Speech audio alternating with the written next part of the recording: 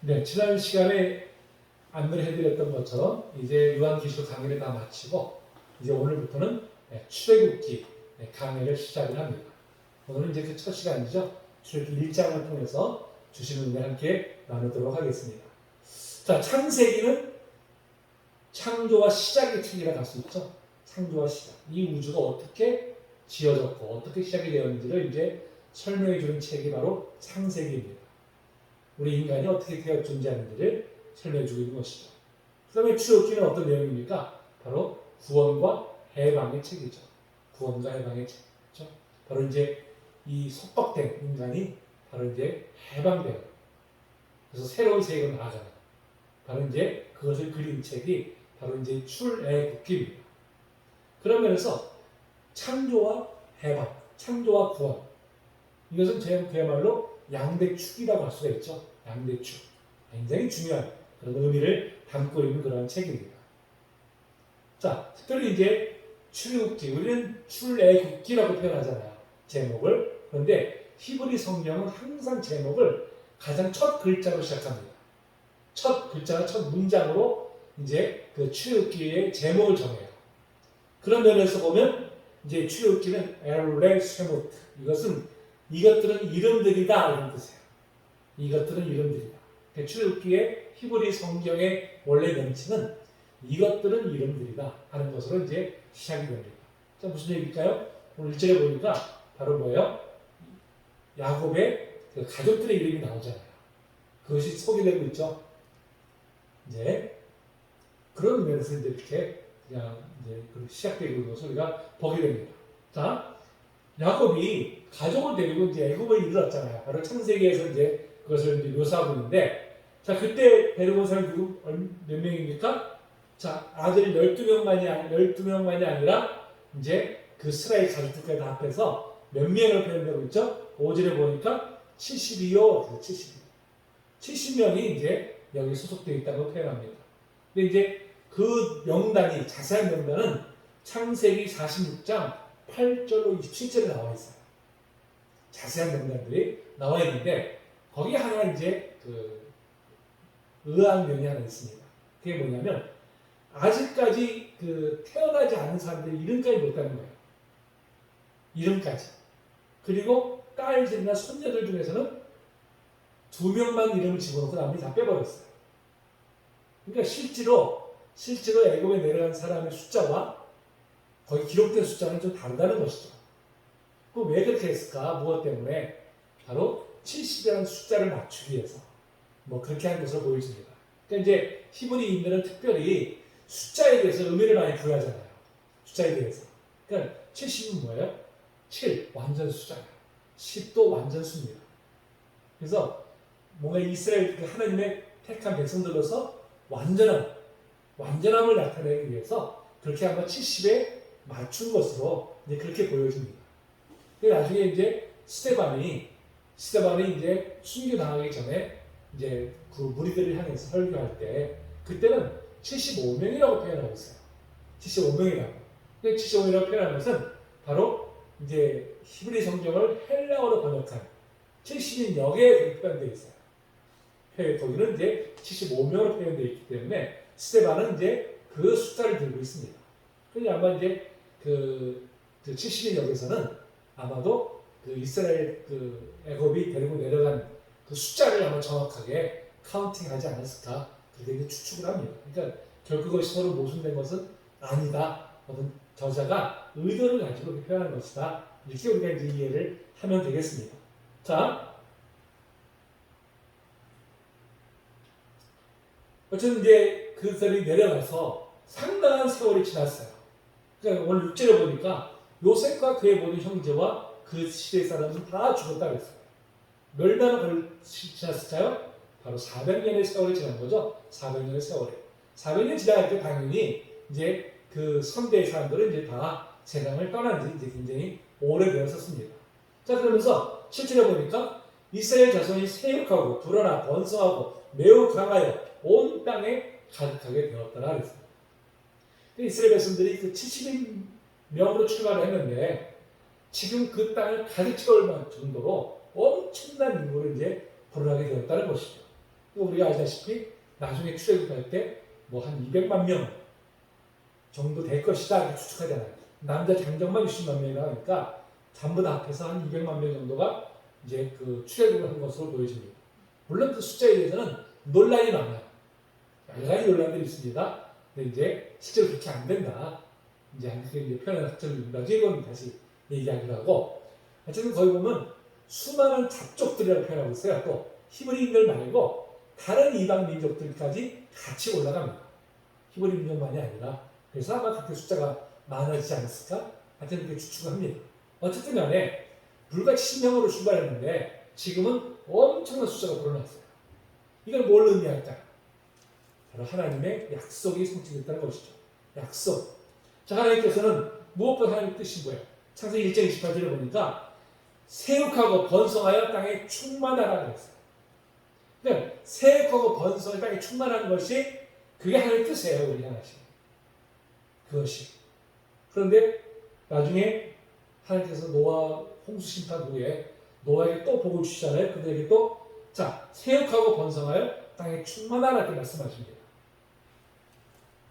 근데 창세기 12장 2절에 보니까 아브라함이 뭐라고 했어요? 내가 네게 복을 주어 내 이름을 창대하게 하니 너는 복이 될지다 했어요. 너는 큰 민족을 이루게 하겠다 했어요. 큰 민족. 물론 딸랑 아브라함에게는 이삭 하나밖에 주지 않으셨지만 하나님은 그 이삭을 통해서 엄청난 숫자의 민족을 이루게 하신 것이죠. 그 약속이 이제 비로소 여기서 이제 성취가 된 것을 바로 이제 창세기 1장 7절이 그것을 이제 말씀해 주고 있습니다. 그 하나님의 약속은 우리 눈에 당장 보이지 않을지라도 하나님의 약속은 반드시 이루어짐을 보게 되죠. 우리는 내가 눈에 보이는 것, 내가 손에 잡히는 어떤 그 약속치만 우리는 바라지 않으시고, 하지만 하나님의 시간표는 우리와 다릅니다. 그렇죠? 다르기 때문에 하나님은 우리 때는 아니더라도 반드시 하나님의 약속은 이루어질 줄 우리 분명히 믿습니다. 자, 그런데 8절에 보니까 요셉을 알지 못하는 새 왕이 일어나 애굽을 다스리더라 그랬어요. 자, 요셉을 알지 못하는 새 왕. 요셉이 죽은 지가 뭐 400년 지났으니까 당연히 이제 알지 못하죠. 뿐만 아니라 학자들이 보는 견해에서는 왕조가 바뀐 것으로 보고 있어요. 왕조가 바뀐 것으로. 그러니까 이집트 왕조의 역사를 보면 계속해서 이집트 자체의 왕조가 세워지다가 또 이제 그 외부에서 침입해 들어와가지고 그 나라를 복속시켜서 그 나라를 다스리는 그런 왕조가 또 들어섭니다. 이게 계속 뒤치덕해요. 엎치락뒤치락합니다. 그러니까 야곱이 처음에 애굽에 내려갈 때만 해도 그때는 아마 이방 민족이 애굽을 다스리던 때였을 거예요. 그러니까 이제 이방 민족들을 포용하는 그런 정책을 간 거죠. 근데 지금은 이제 애굽 자체, 애굽인 이집트인들이 세운 그런 왕조이기 때문에 그들은 그런 트라우마가 있어요. 그 이방인들에 대한 트라우마가 있어요. 언제 저것들이 우리나라에 쳐들어와가지고 우리를 복수시키지 모른다 하는 그 트라우마가 있습니다. 경계를 하지 않습니다. 근데 바로 이제 그런 시대적인 배경을 저기서 지금 갖고 있는 거예요. 자, 그래서 그들이 어떻게 합니까? 9절에 보니까, 이 백성 이스라엘 자손이 우리보다 많고 강하다. 물론, 뭐 이집트인보다 많고 강하다는 건 아니죠. 과장법이에요, 과장법. 야, 이거 두렵다. 잘못하면 이들이 세력을 가지고, 10절에 뭐라고 그래요?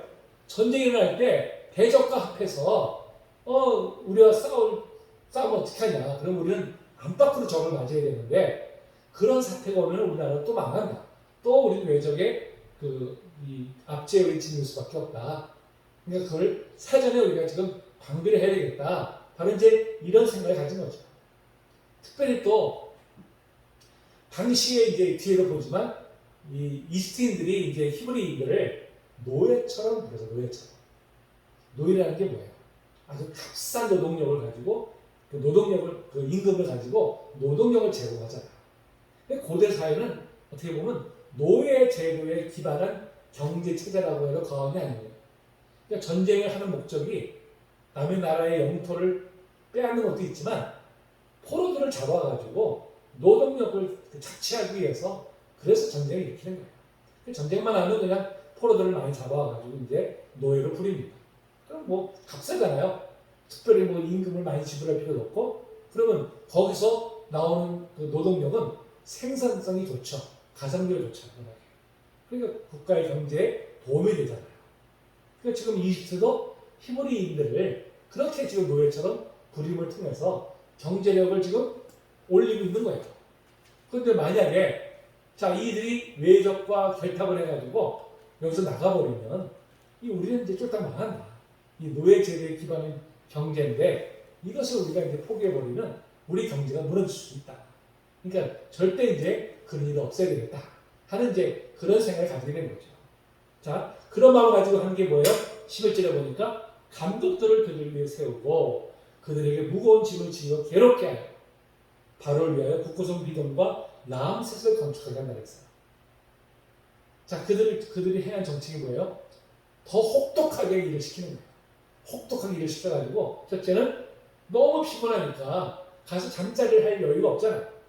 그러면 자식들도 생사하지 못할 것이고, 그렇죠? 그 다음에 아예 그냥 그렇게 그냥 압제를 해가지고 힘을 잃게 만드는 거죠. 그 감히 대항을 못하게끔 만들기 위해서 이런 정책을 펴는 거예요. 특별히 이제 국고성이라고 하는 것은 이제 국가에서 관리하는 온갖 식량이라든지 물품이라든지 이런 것들을 이제 저장하는 창고가 있는 그런 성이 바로 이제 국고성입니다. 그러니까 이제 이런 것들을 이제 곳곳에 세워가지고 거기서 이제 이런 것들을 이제 저장하는 것이죠. 우리가 이집트 문화를 보면 알지만 엄청난 그 규모잖아요. 피라미드도 그렇고 뭐 스핑크스도 그렇고 당시의 문화를 보면 어떻게 고대 사회에 저런 걸 건축했을까?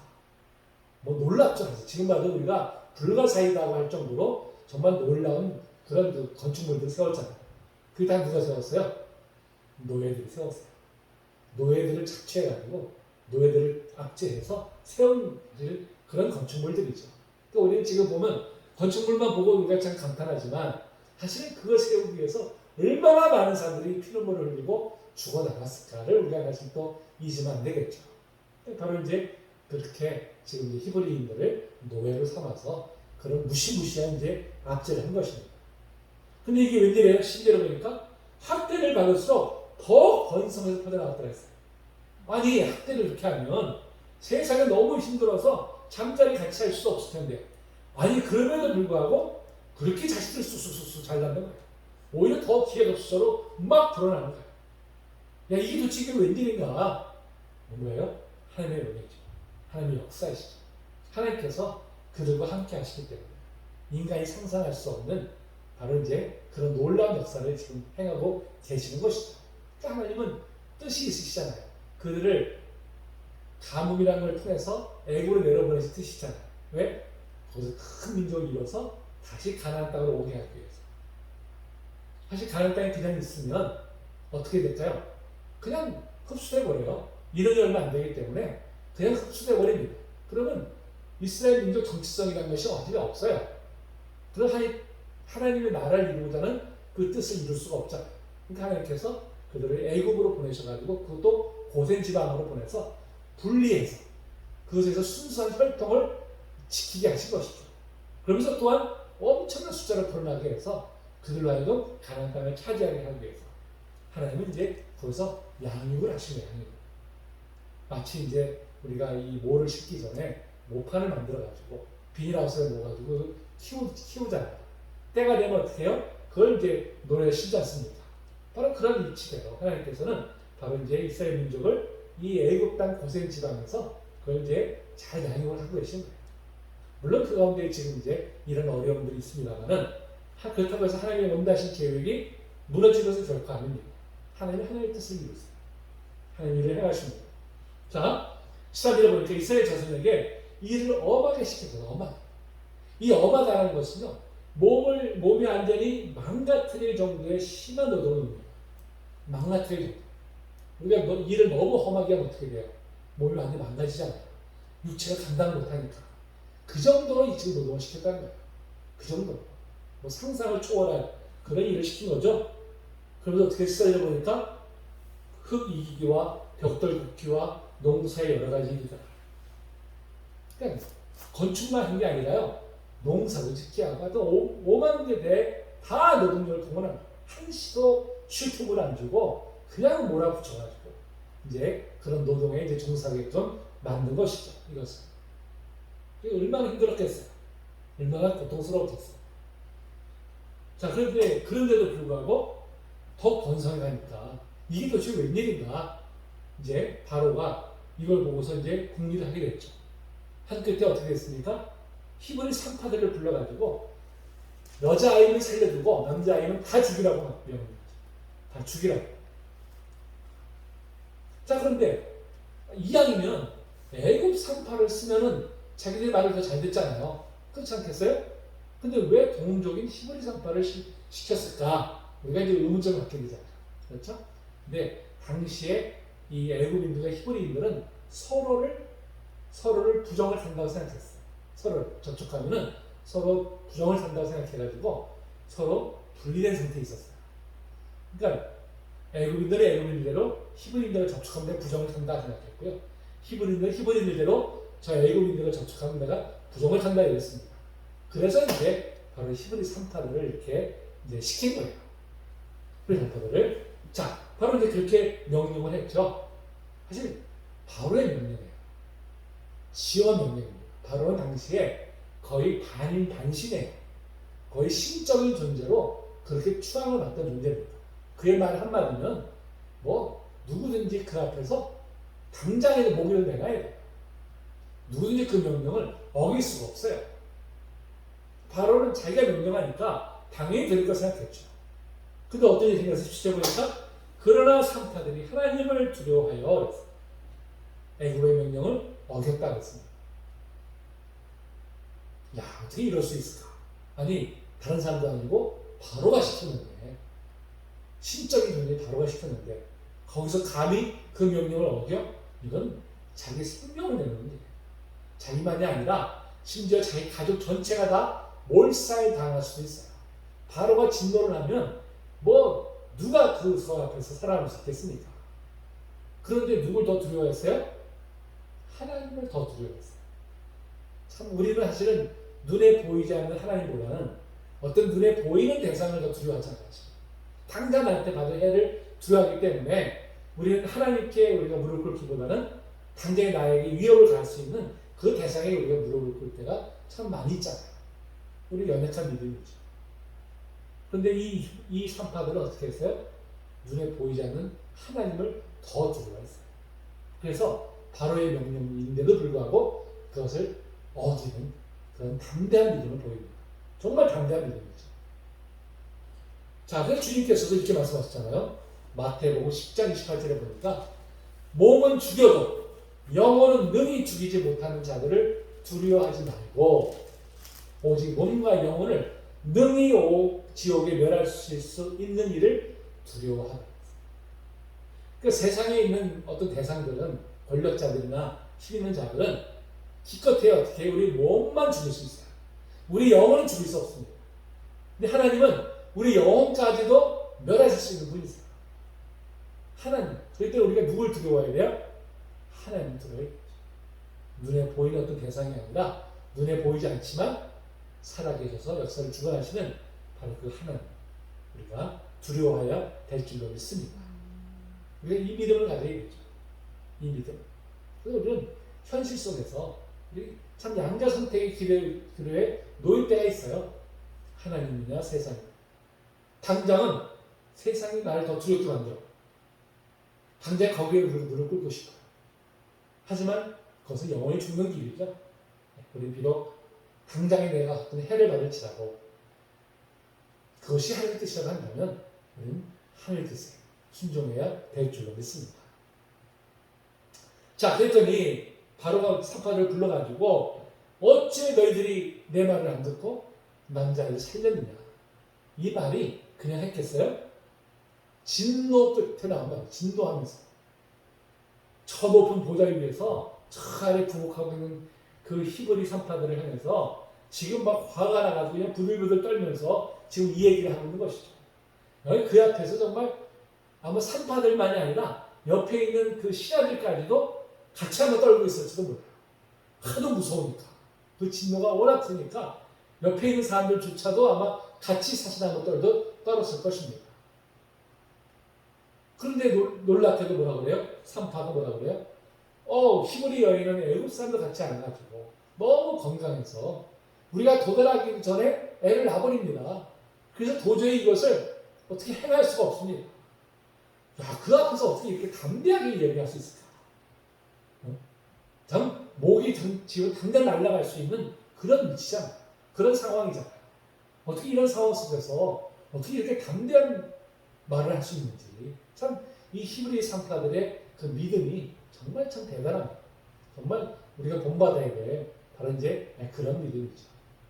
자, 근데 물론 뭐예요? 거짓말이잖아요. 거짓말. 그렇죠? 거짓말이에요. 그러면 우리가 이 거짓말에 대해서 한번 생각해 볼까요? 그럼 거짓말은 다 어떤 걸까요? 우리가 이제 거짓말을 하는 것에 대해서 이제 여러 가지 논리들이 있어요. 이제 그것도 이제 검은 거짓말이 있고 흰 거짓말이 있다. 검은 거짓말은 이제 어떤 내 욕심을 때문에 남을 해하기 위해서 하는 거짓말이고, 흰 거짓말은 이제 그렇지 않은, 남에게 해를 끼치지 않는 그런 거짓말은 흰 거짓말이다. 우리가 이렇게 또 이제 구분하기도 합니다. 자, 그런데 여러분, 우리가 무엇보다도 지금 하고 있는 산파들이 하는 얘기 뭐예요? 그거는 생명을 살리는 거짓말이잖아요. 그렇죠? 생명을 살리는 거짓말. 그것은 하나님도 용납을 하세요. 그런 거짓말. 남을 해하려고 하는 것이 아니라, 어떤 자기 이익을 위해서 남을 희생하려고 하는 것이 아니라 생명을 살리기 위해서 하는 거짓말이기 때문에 그러한 거짓말은 하나님께서도 용인하시는 거짓말이죠. 나중에 우리가 알다시피 여리고 성을 점령할 때 라합이 그 정탐꾼들을 살리기 위해서 어떻게 해요? 거짓말을 하잖아요. 거기서 잘못했다고 성경은 말씀하고 있지 않습니다. 왜? 그걸 하나님의 뜻이기 때문에. 하나님의 뜻을 이루는 과정이고 사람의 생명을 살리는 일이기 때문에 그래서 오히려 그것을 칭찬하고 있어요. 그것을 믿음의 행위라고 칭찬하고 있습니다. 그러니까 거짓말을 하더라도 생명을 살리는 거짓말, 다른 사람이 유익을 주기 위한 거짓말은 그것은 하나님께서도 용납하시는 거짓말이다 하는 것을 우리가 이제 분명히 알아야 됩니다. 자, 산파가 이렇게 바로의 명에도 불구하고 그것을 거역하고 오직 하나님을 두려워해서 하나님의 뜻에 순종하는 이 모습을 나타냈을 때 어떻게 했어요? 하나님께서 21절에 보니까 그 산파들은 하나님을 경외했으므로 하나님이 그들의 집안을 평안하게 하신지라 그랬어요. 하나님께서 그들의 보답을 하신 것이죠. 네, 하나님은 심은 대로 거두게 하신 분이십니다. 우리가 믿음의 씨앗을 심었을 때 반드시 그게 합당한 열매를 우리에게 갚아주실 줄로 믿습니다. 그래서 우리는 당연히 눈에 보이는 거에 우리가 때문에 우리가 좌우되지 않는, 현혹되지 않는 우리가 하나님의 뜻을 먼저 우리가 쫓게 우리가 힘씁니다. 그 뜻을 우리가 순종해야 될 줄로 믿습니다. 자, 마지막 20절 보니까 바로가 이제 보지 않는 게 어떻게 했어요? 아들이 태어나거든 아예 나일 향해 던져버려요. 너무나 끔찍하죠? 어떻게 사람의 생명을 정말 얼마나 고귀한 생명입니까? 이 고귀한 생명을 세상에 태어나자마자 나일강에 다 던져 죽이게는 이게 인간이 얼마나 끔찍한 존재인지 우리가 보게 되죠. 우리가 그 난징 대학살에 대해서 또 이제 봤지만 세 깐난하게 다 죽이잖아요. 깐난하게. 인간이 참 악함이라는 건, 이 죄성이 나오는 그 악함이라면요 정말 상상도 할 수 없는 것입니다. 그러니까 지금 바로도 자기가 살겠다고 다른 고귀한 생명들을 이렇게 그냥 가차없이 죽이는 이런 끔찍한 이제 반응을 저지릅니다. 참 이런 가운데서 하나님은 어떻게 하실까요? 하나님은 하나님 뜻을 이루어 가십니다. 아무리 세상이 악하고 이런 자들이 하나님 뜻을 방해한다고 할지라도 결코 하나님의 뜻을 막지 못하죠. 하나님은 하나님의 길을 가세요. 하나님의 뜻을 반드시 이루어 가십니다. 우리는 그 하나님을 분명히 믿습니다. 우리가 온전히 하나님의 약속을 성취하시는 그 하나님만을 바라보고 하나님께만 소망하는 우리가 모두가 되시기를 주의 이름으로 축복합니다.